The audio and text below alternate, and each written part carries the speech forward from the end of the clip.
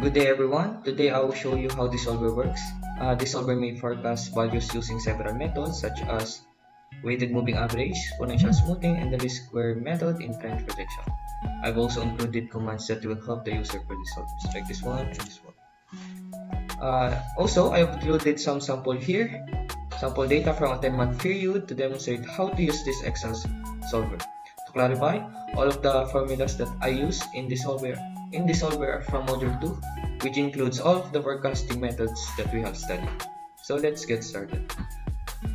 So as you can see in here, we are asked to forecast the demand using the weighted moving average, exponential smoothing, and least square method. Measures the errors starting on the 6th period or in the month of June, and use alpha is equal to 0.2 in exponential smoothing. So first, with weighted moving average, all you need to do is to follow the solver's instruction and let it do the forecast for you. The solver instructs us to enter the actual demand here.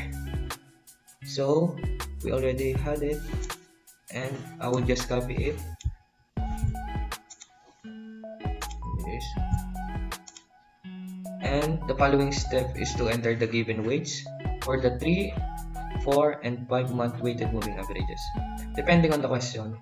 So in my case, I already have the weights that I will use, so I will just copy it. So as you can see, the solver automatically generates the total weight and also the forecast.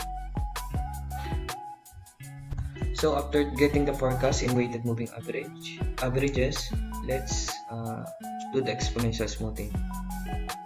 So in the exponential smoothing, as you can see, the demand that we have entered here in the first method also appeared in the two other methods in the exponential smoothing, like this one, and in the trend projection, this one. So again, just do what as in the solver. So it says that insert your A or alpha in the initial forecast here. So in the given, we are asked to use 0.2 as our alpha, and you are not given in any initial forecast, just use the initial demand. So in our case, we will use the 90 as our initial forecast. As you can see, we already have our forecast in exponential smoothing. Next, in the part of measures of error, once we have already the forecast in the two methods above, you just need to enter the number of periods. So in our case, we are asked to measure the error starting June, and June to October, it is a 5-month period. Just enter 5. Just enter 5 here. So we already entered. But if you entered 0, you will.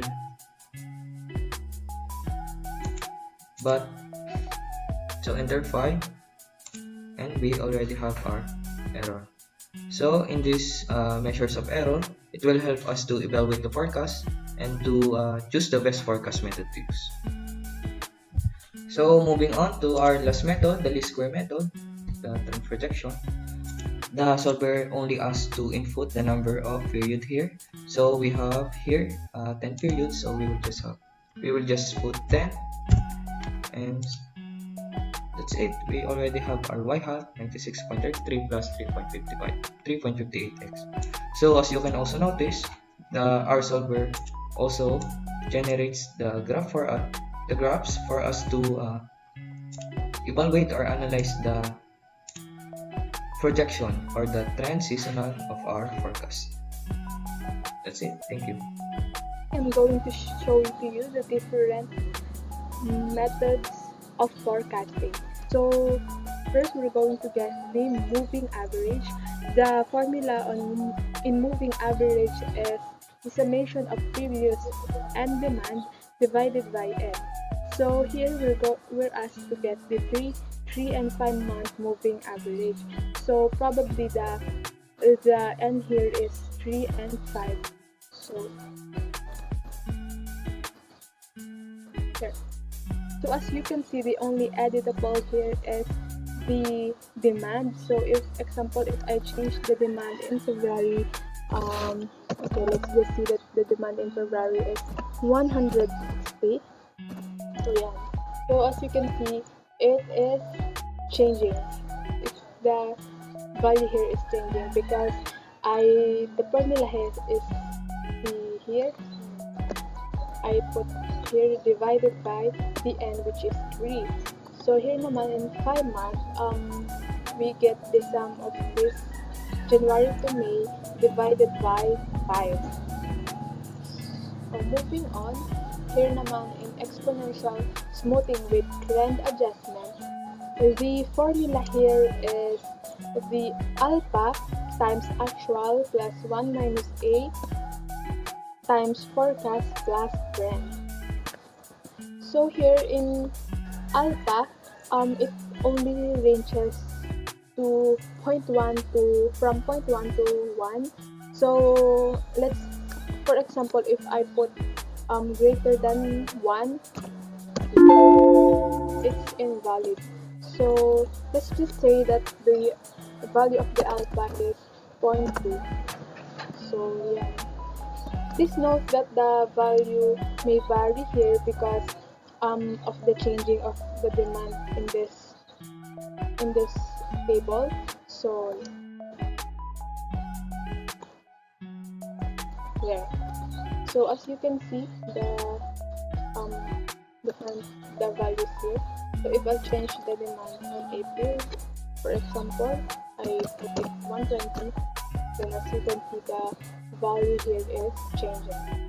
So to trend demand, the formula in trend is B beta times forecast 2 minus forecast 1 plus 1 minus beta times trend. So let's just say na 0.4 yung value ng beta. Yeah. So if I change the value here naman, lagay natin 130 divides, it's also changing. So here naman in F2, the formula here is the sum of the F2 and the forecasting and the trend.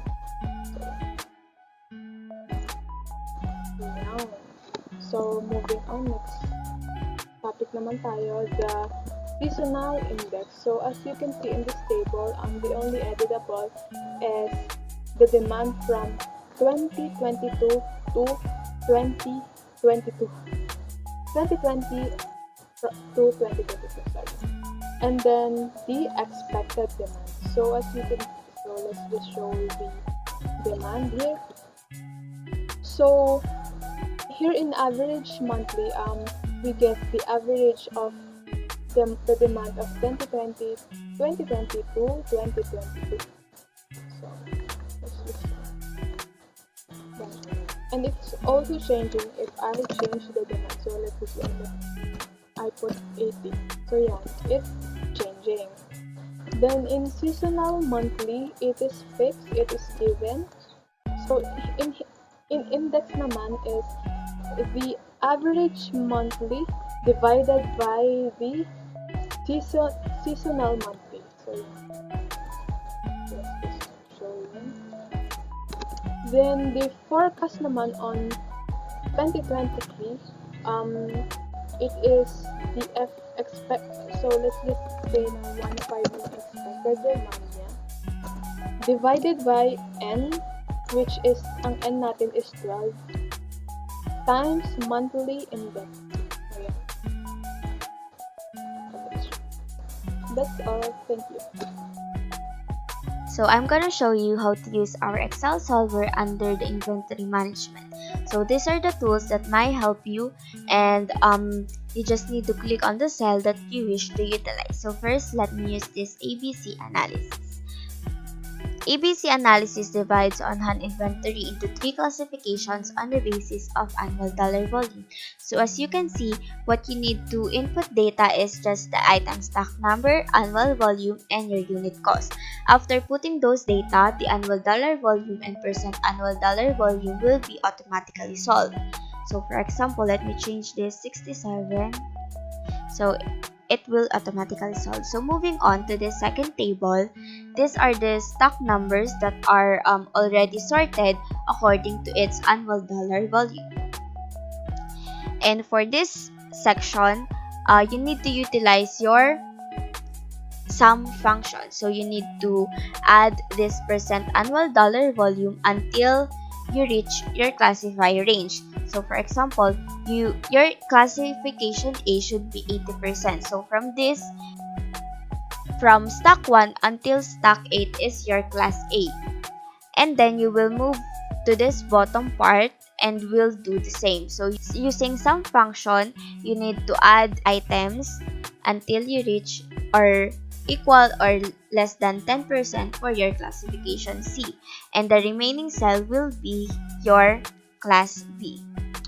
But if you only need to know the class A, so just click for the graph and you will see all the items that will fall under class A. It is in the left of 80% mark using our Pareto chart.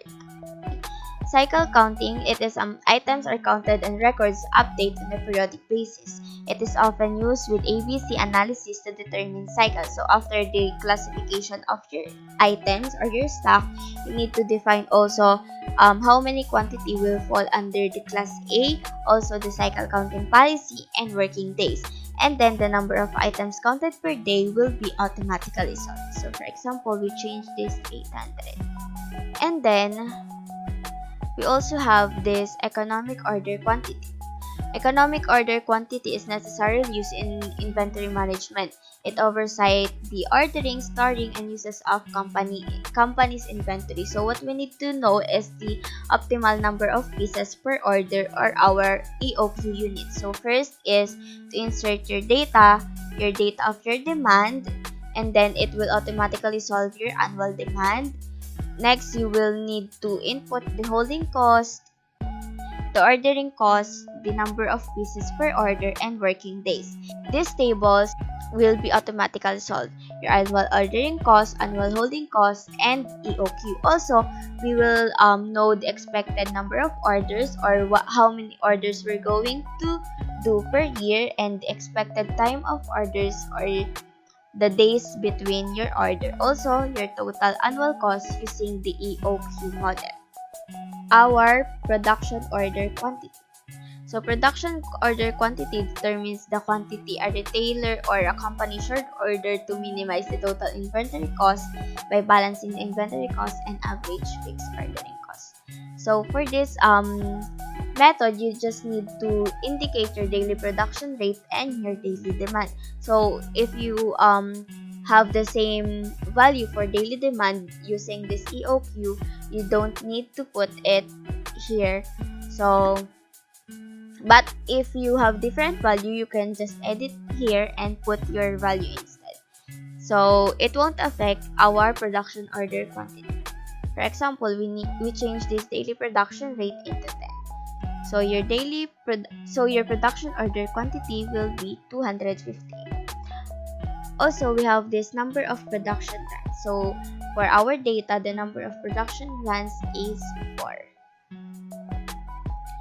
Continue. So for the safety stock, it is an extra quantity of product which is stored in the warehouse to prevent an out of stock situation. What you need to input in this model is the lead time and service level. For example, 95% service level means that 95% of the time you will meet the customer's demand, and the lead time is 7. You need to input your demand so that it will be automatically calculated the standard deviation, also your safety stock. So for this given, our safety stock is 257. Reorder points. It tells you when to order. So for example, we have this item number 21 and the annual demand is also 1,000 and the working days is 250. But your lead time for this order is 2 days. So your reorder point will be 8 units. And then lastly, we have this quantity discount model. It investigates the total annual inventory cost and minimizes the total annual inventory cost as well. So So what you need to do is the range of discount quantity. So for example, 90 to 200, you will get 0% discount and item cost will still 100. But 200 to 800 discount quantity, or 200 to 800 quantity, will get 3% discount, and for the item cost will be 97. Also, you need to put your annual demand per year and the setup cost order, or also the holding cost per unit per year. For example, need to change this 100 to 200. So in this second table, we have the initial queue, the feasible queue, and the total cost. It will automatically solve as you put your input from these tables. This minimum column will give you the answer, which discount number will give you the minimum annual inventory cost. And then you can click home, and again in this home you can choose whatever method you want to utilize. So for example, safety stock. And then in this safety stock, if you already done with safety stock, so you can just click again the home. For example, you only need to utilize the economic order quantity. So as you can see, as you finish this economic order quantity, you have two options. It is home or to scroll to the right to continue.